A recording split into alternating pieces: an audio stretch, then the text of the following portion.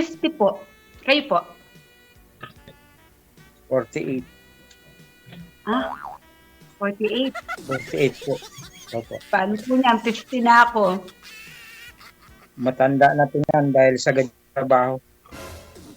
Yan po yung ibig sabihin yan sa kasipagan. Wala nang oras sa sarili. Taga saan po ba kayo? Masbate. Malayo. Ako po sa San Fernando, Pampanga. Ay, malapit lang. May baboy ako narinig.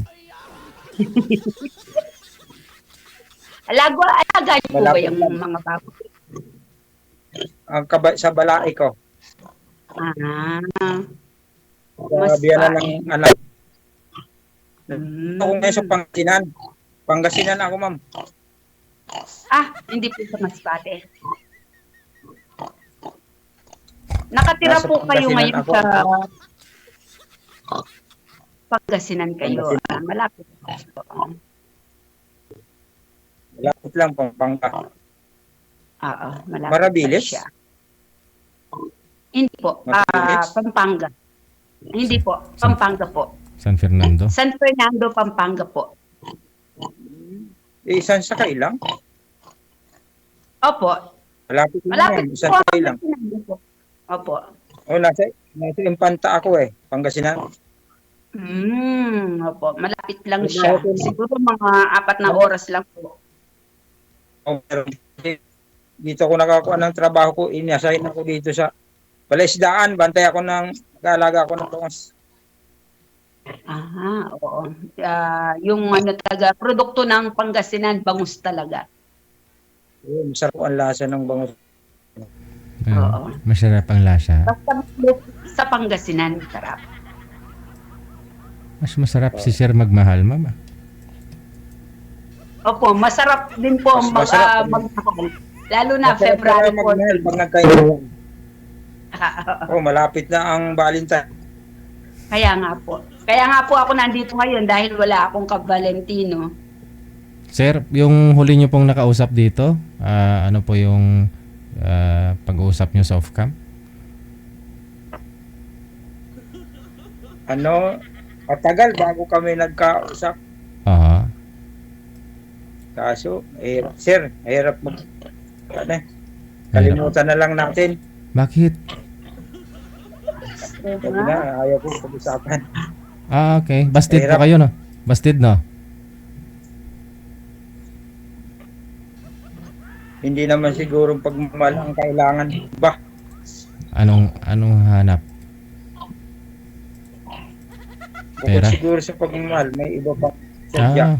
Siyempre, kasama ho sa pagmamahal, siyempre, kung magkatabi kayong matulog kong gabi, alam mo na yun. Yun talaga. Magkabig. Naman. Pera, no? Gagawin. Pera. Okay na siguro, sir. Hindi na natin pag-usapan. Pera. Wag ka mag-alala dito kay ma'am Sumasahod si ma'am ng 65,000. Wag ka mag-alala. Hindi ka pipirahan ito.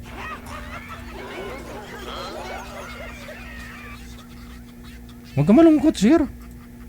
Mukhang nawalan ka ng 10,000 Siguro bigyan mo ng 10,000 yun, no?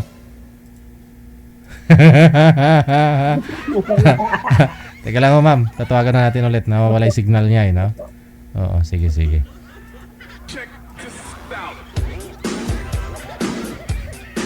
Magkano sahod ng Master Teacher 3 ngayon? Master Teacher 1 nasa 45 yata, no? Dyan siguro 60 sahod ni ma'am, Master Teacher 3 na yan si ma'am, sunod principal na yan, no?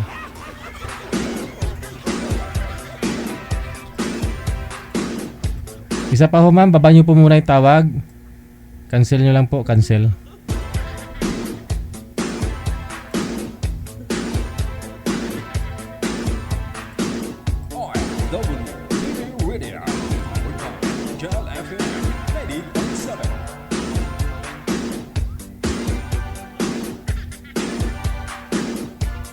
Hindi na po siya online manager.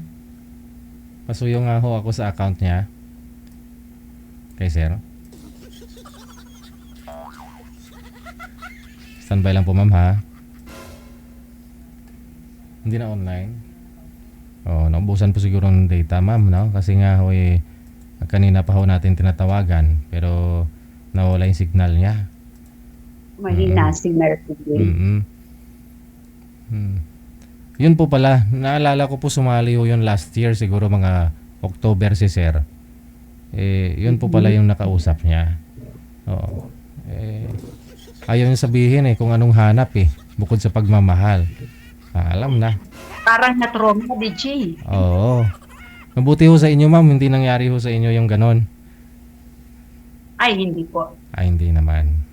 Opo. Sige. Nagkakataon lang talaga. Siguro busy lang talaga.